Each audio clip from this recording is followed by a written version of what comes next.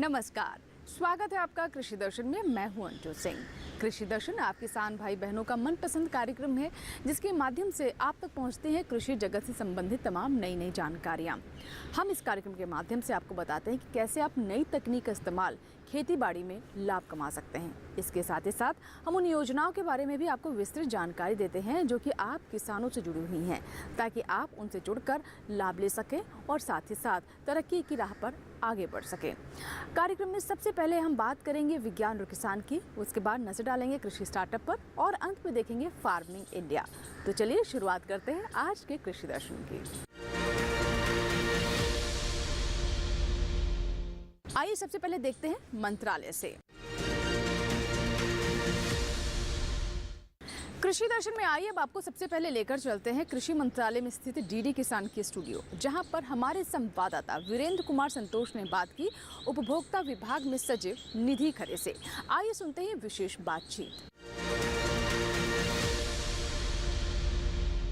आज हमारे साथ है उपभोक्ता मामले विभाग के सचिव निधि खरे जी हैं।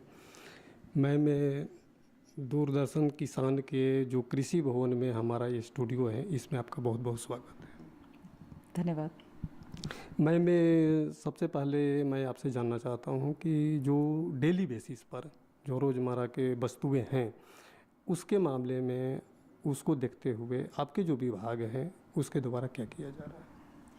तो एक सभी जितनी आवश्यक वस्तुएं होती हैं एक रोज़मर्रा की ज़िंदगी में जो व्यक्ति इस्तेमाल करता है, तो ऐसी करीब 22 वस्तुओं का हम प्रतिदिन उनके मूल्य का एक परीक्षण करते हैं, उनको कलेक्ट करते हैं और देखते हैं कि उनके बढ़ने का कोई ट्रेंड या कोई घटने का ट्रेंड, इन सब पे हमारी नज़र रहती है। प्रमुख रूप से जब किसी भी खाद्य पदार्थ की यदि मूल्य बहुत अधिक बाज़ार में बढ़ रही है, विशेष रूप से खुदरा बाज़ार में, तो फिर उसमें गवर्नमेंट की ओर से बहुत सारे इंटरवेंशन के लिए कदम सोचे जाते हैं कि किस प्रकार से मूल्य नियंत्रण रखा जाए। आपने बताया कि 22 वस्तुएं हैं जिसको आप मॉनिटरिंग करती हैं। ये 22 वस्तुओं में मोटा मोटी कौन कौन से आ जाते हैं? तो इन वस्तुओं में जैसे कि गेहूँ, चावल, आटा, 5 प्रकार की दालें जिसमें मसूर, चना, उड़द, मूंग और अरहर, तुअर जिसे कहते हैं। इसी प्रकार से खाद्य तेल, जिसमें कि अलग अलग जो खाद्य तेल हैं उनके मूल्य का एक तरह से उनको लगातार देखना। फिर अन्य चीज़ें भी जैसे कि दूध है या अंडा है, इस प्रकार की जो एक सामान्य हाउस होल्ड में जो उपयोग होता है। तो प्रतिदिन हम लोग 550 प्राइस मॉनिटरिंग सेंटर्स के माध्यम से जो पूरे लगभग 34 स्टेट्स यूटीज़ में फैले हुए हैं, इन जगह से हर दिन हमें खुदरा और होलसेल दोनों मार्केट से इन इसेंशियल कमोडिटीज़ के मूल्य के बारे में एक इनपुट आता है, जिसको कि हम फिर अध्ययन करते हैं कि क्या किसी विशेष खाद्य पदार्थ का मूल्य बढ़ तो नहीं रहा है मार्केट में, क्या ये असुविधाजनक हो रहा है हमारे कंज्यूमर्स के लिए। तो इस पर एक हम निरंतर एक निगाह रखते हैं और कोशिश करते हैं कि जो इसेंशियल कमोडिटीज़ हैं इनके मूल्य एक तरह से स्टेबलाइज रहें, स्टेबल रहें। अगर बढ़ रहा है तो उसको किस प्रकार से घटाया जाए, नियंत्रित रखा जाए, ताकि कंज्यूमर के लिए असुविधाजनक नहीं हो। कभी कभी ये देखा जाता है कि प्याज है, टमाटर है, आलू है, जो डेली इसको सब्जी में यूज किया जाता है, इसके दाम अचानक बढ़ जाने से जो किचन है, किचन के जो बैलेंस है वो लगभग बिगड़ जाता है। तो उसके लिए क्या कुछ किया जा रहा है? तो ये 3 सब्जियां हैं, प्याज, आलू और टमाटर, जो कि लगभग आपने सही कहा सभी घरों में इसका उपयोग होता है। मगर हमें ये भी जानना ज़रूरी है कि ये ऐसी पैदावार हैं जो कि जिस समय पैदावार घटती है उस समय प्राइसेस बढ़ते हैं। विशेष रूप से जब हमारे यहाँ जैसे फेस्टिवल्स आते हैं, दिवाली है, दशहरा है, उसी समय शादी ब्याह का आयोजन भी होता है, तो बहुत अधिक मात्रा में उस समय प्याज की आवश्यकता होती है। और उसी समय हमारा जो उत्पादन है वो एक्चुअली धीरे धीरे घटता चला जाता है। एक और भी कारण है कि प्याज को बहुत अधिक समय तक हम स्टोर नहीं कर पाते, यानी कि लगभग प्याज जो है वो 4 महीने तक तो सही तरीके से रह पाता है। उसके उपरांत जो है वो इसकी लॉसेस जो हैं वो लगभग 30% तक भी बढ़ जाते हैं। तो एक बैलेंस बना के देखना होता है कि किस प्रकार से हम जिस समय आवश्यकता हो उस समय सरकार क्या कर सकती है। इसीलिए प्याज का भी बफर क्रिएट किया गया है और ये मूल्य स्थिरीकरण फंड के ही अंतर्गत इसको क्रिएट किया जाता है।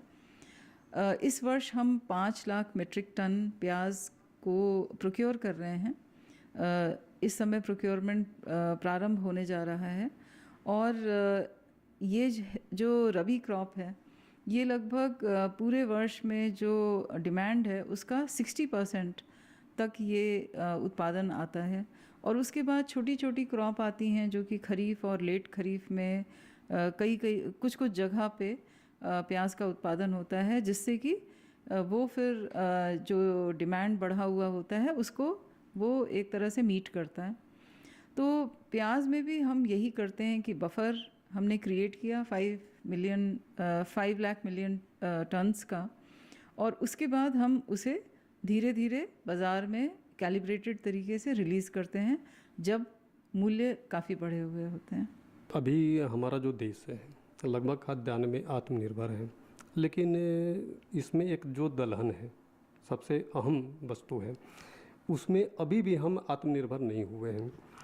इसके लिए कृषि मंत्रालय और आईसीआर भी प्रयासरत है। आपके विभाग के द्वारा इसमें क्या किया जा रहा है? दलहन की जो उपज है वो हमारे देश में अभी भी हम उसमें आत्मनिर्भर नहीं हुए हैं और इसी कारण से हमें दलहनों के एक्सपोर्ट को हमको लेना पड़ता है ताकि हम इन दालों की आवश्यकता को अपने समाज के लिए, अपने उपभोक्ताओं के लिए हम सुलभ करा सकें।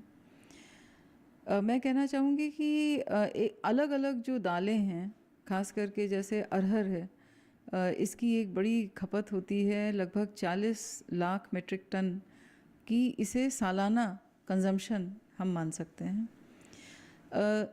अरहर की जो उपज है इसमें पिछले 2-3 वर्षों में बहुत ज़्यादा कमी आई है और जिसके कारण हम दूसरे देशों से अरहर की आपूर्ति मंगवा रहे हैं थ्रू एक्सपोर्ट। मेरा ये कहना होगा कि भले पिछले 2 वर्षों में समय पर वर्षा नहीं हुई, जिसके कारण जिन एरिया में किसान अरहर की फसल लगाते हैं, तुअर की फसल लगाते हैं, उसमें कमी आई, लेकिन इस वर्ष जो मेट्रोलॉजिकल डिपार्टमेंट है उसने बहुत अच्छी वर्षा की फोरकास्ट की है। तो निश्चित रूप से जो तुअर के किसान हैं और उड़द के किसान हैं वो इसी सीज़न से, यानी जून जुलाई के सीज़न से ही वो अगर इसमें जुट जाएं तो निश्चित तौर पर इस वर्ष तूर और उड़द की जो कमी रहती रही है पिछले 2-3 वर्षों से, वो हम बहुत अच्छी उपज ले सकेंगे। दलहन में उपज को बढ़ाने के लिए कृषि मंत्रालय ने भी बहुत अनेक प्रयोग किए हैं और मुझे लगता है कि उनका एक जो कदम है जिसमें वो कह रहे हैं कि जिस खेत में पहले धान बुआई होती थी, यदि धान को छोड़कर किसान दलहन को उगाएंगे तो निश्चित रूप से उसका 100% प्रोक्योरमेंट सरकार द्वारा कराया जाएगा। तो ये एक बहुत बड़ा इंसेंटिव है किसानों के लिए और मैं चाहूँगी कि इस बार की अच्छी बारिश या मानसून के प्रेडिक्शन को देखते हुए किसान भाई तूर और उड़द, समर मूंग, इन सब चीज़ों के एक तरह से बुआई में जुट जाएं और मैं उम्मीद करूँगी कि इस बार की फसल हमारी निश्चित रूप से बेहतर होगी। अब नजर डालते हैं विज्ञान और किसान पर।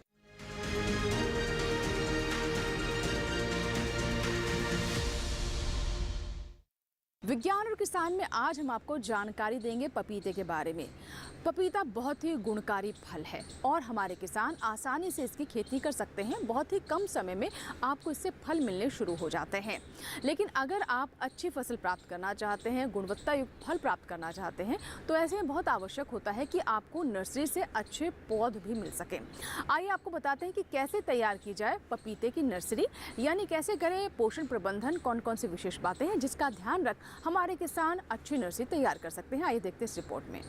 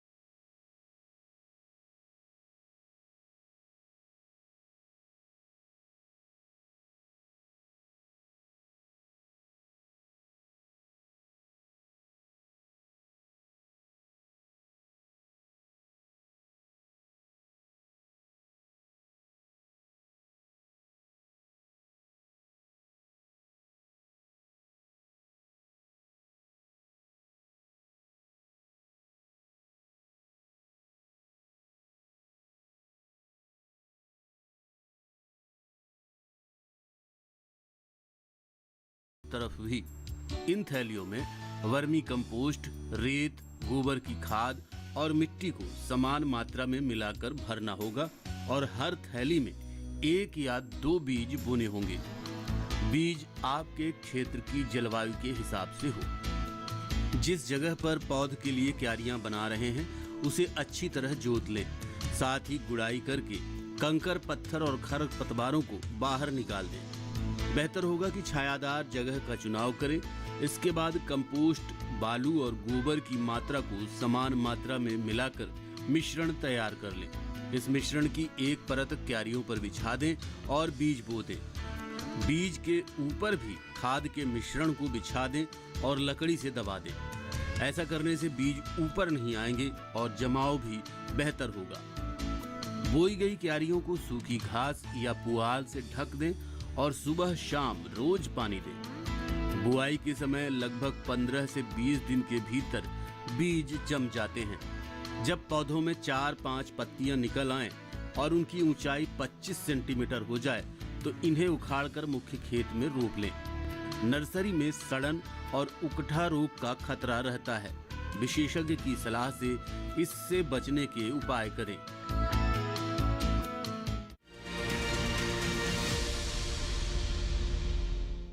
इसी के साथ ही कृषि दर्शन में यहाँ वक्त एक छोटे से ब्रेक का, लेकिन ब्रेक के बाद जब वापस आएंगे तो बात करेंगे कृषि स्टार्टअप की। कहीं मत जाइएगा, देखते रहें कृषि दर्शन।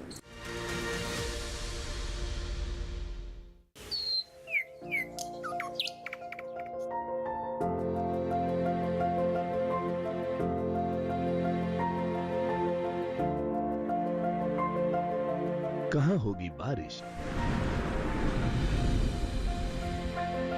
किस जगह पड़ेगी बर्फ, कहाँ रहेगा कोहरा,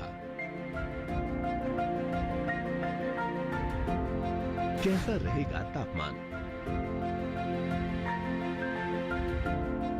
पर्यटन स्थलों पर क्या रहेगी मौसम की स्थिति।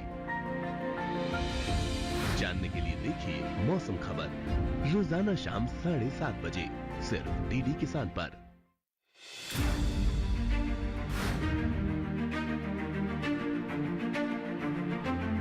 फसलों के भाव से लेकर उनकी आवक तक, पैदावार से लेकर बुआई के क्षेत्रफल तक, आयात से लेकर निर्यात तक, घरेलू से लेकर वैश्विक बाजार तक,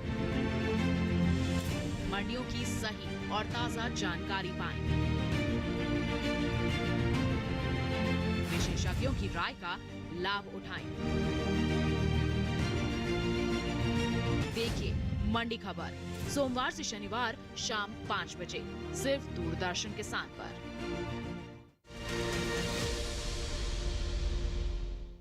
ब्रेक के बाद एक बार फिर आपका स्वागत है। आप देख रहे हैं कृषि दर्शन। आइए अब नजर डालते हैं कृषि स्टार्टअप पर।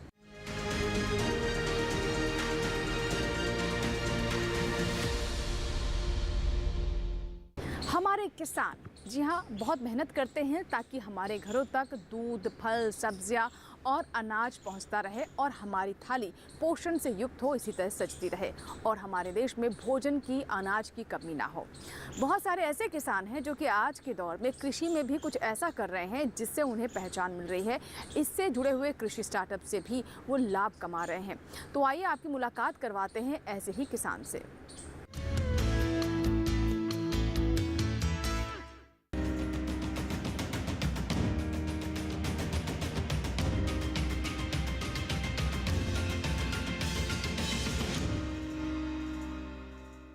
एक ऐसी ही महिला कृषि उद्यमी हैं रीता देवी। झारखंड के रामगढ़ जिले के गोला प्रखंड का एक छोटा सा गांव है डुंडीगाछी, जहां की रहने वाली है रीता, जो आत्मविश्वास से भी लबरेज हैं, जिन्होंने अपने जीवन में कभी हारना नहीं सीखा। इंटर तक की पढ़ाई पूरी करने के बाद 16 वर्ष की कम उम्र में ही इनकी शादी शक्ति राम महतो से हो गई थी।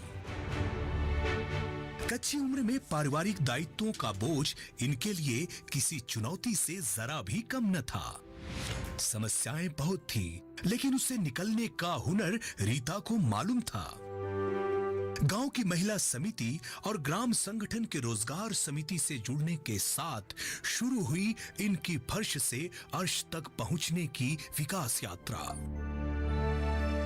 रीता ने राज्य सहित बाहर के राज्यों में प्रशिक्षण प्राप्त कर गांव की अन्य महिलाओं को भी खेती के नए तौर तरीकों से अवगत कराया। इन्होंने खेती के साथ साथ पशुपालन को भी बढ़ावा दिया। गाय, बैल के अलावे इनके पास आज 6 बकरियां हैं। एक सफल किसान के साथ साथ रीता देवी सामाजिक और आर्थिक परिवर्तन की संवाहिका भी बन गई हैं। कहते हैं कि उड़ान पंखों से नहीं हौसलों से होती है, और इसकी जीती जागती मिसाल है युवा महिला कृषि उद्यमी रीता देवी। रीता आज कोई आम किसान नहीं है, बल्कि नई सोच और समझ रखने वाली एक प्रगतिशील महिला कृषि उद्यमी है। इन्होंने अपने क्षेत्र में वैज्ञानिक खेती की नींव रखी। आरंभ में रीता को गांव वालों के ताने भी सहने पड़े, लेकिन इन्हें इनके इरादों से कोई विचलित न कर पाया। रीता देवी के पास कुल 50 डिसमिल जमीन है, जिस पर एक कई तरह की फसल तो उगाती ही हैं, लेकिन इस क्षेत्र में पहली बार फूलों की खेती और बीज उत्पादन का काम रीता देवी ने शुरू किया।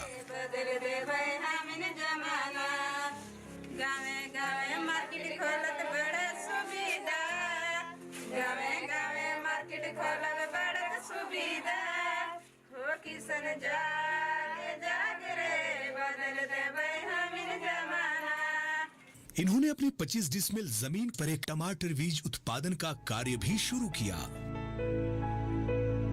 रीता ने गांव के प्रत्येक किसानों को उन्नत बीज उपलब्ध करवाकर पैदावार में भी बढ़ोतरी की है, और यही कारण है कि गांव के दूसरे किसान आज रीता के मुरीद हो गए हैं। रीता लोगों की आजीविका को सशक्त बनाकर नारी सशक्तिकरण की दिशा में भी अहम भूमिका का निर्वाह कर रही हैं। ये सामाजिक समस्याओं के निदान में भी बढ़ चढ़कर हिस्सा लेती हैं। रीता देवी वन रक्षा समिति की सक्रिय सदस्य भी हैं। कल तक जो इन पर तंज कसा करते थे, आज वे भी रीता से आर्थिक मदद प्राप्त कर रहे हैं। जहाँ भी हम लोग का ये ट्रेनिंग होता है तो प्लानिंग हम लोग पहले से बनाते हैं कि इस बार मौसम का हिसाब से कि क्या इस बार लगाने का है, तो हम लोग तैयार करते हैं कि इस बार हम लोग जितना भी कृषि उद्यमी हैं सबको हम लोग अपना डिमांड किए हैं कि ओनियन का खेती करेंगे, और ये गांव को यही वाला बढ़ावा देते हैं कि अच्छा से खेती कीजिए और अच्छा मेहनत कीजिए। रीता देवी आज अपने क्षेत्र में किसी परिचय की जरा भी मोहताज नहीं। इन्होंने अपनी मेहनत से जो मुकाम हासिल किया है वो हम सब के लिए प्रेरणा का स्रोत है। इनकी कामयाबी पूरे देश और राज्य के लिए गर्व की बात है। उनकी उपलब्धियों के लिए उन्हें सलाम।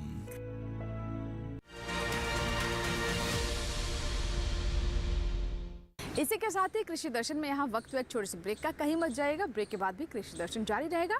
ब्रेक के बाद बात करेंगे फार्मिंग इंडिया की।